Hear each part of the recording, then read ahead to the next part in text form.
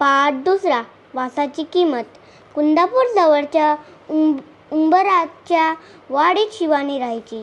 8-9 वर्षांची शिवानी होती भारी चतुर. शाळा, घर, शेत व बाजार येथील मुले माणसे सगळेच तिच्यावर खुश असायचे.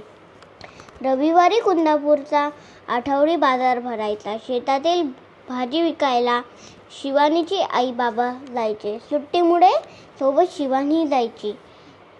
शिवानी आई बाबांना हिशोबात मदत करायची आणि मधून बाजारात चक्कर मारायची.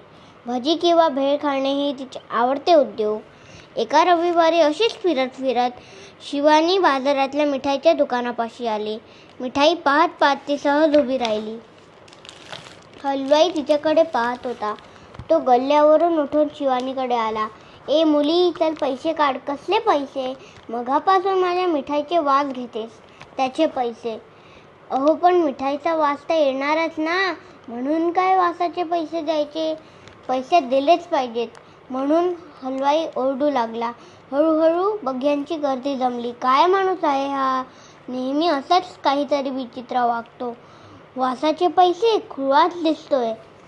शिवानीला काहीतरी सुचले. ठीक आहे, थांबा, मी पैसे घेऊन येते, असे म्हणून गर्दीतून वाट काढत ती आईबाबांकडे निघाली. आई, भाजी विकून आलेल्या चिल्लर पैशांची थैली दे ग मला. काय ग, काय झालं? कशाला पाहिजे? अगं आई, ती एक गंमत आहे, तू पण चल. चिल्लर पैशांची पिशवी घेऊन दोघी निघाल्या. मिठाईच्या दुकानापाशी गर्दी तशीच होती. वाट काढत त्या हलवाईपाशी आल्या.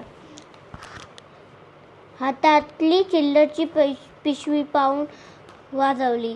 एकदा, दोनदा, तीनदा खुळखुळ आवाज आला. गर्दीतले लोक शांत होऊन ऐकत होते. मिळाले पैसे? कसले पैसे? कुठे मिळाले? अहो, तुमच्याकडून मी काय घेतलं? मिठाईचा वास. मग त्याची किंमत काय असणार? पैशांचा आवाज. बरोबर की नाही? बरोबर, गर्दीतले लोक म्हणाले. आता हलवाईचा तो चेहरा पाहण्यासारखा झाला. शिवानी मात्र एटीत पैशांची पिशवी घेऊन आईसोबत निघाली.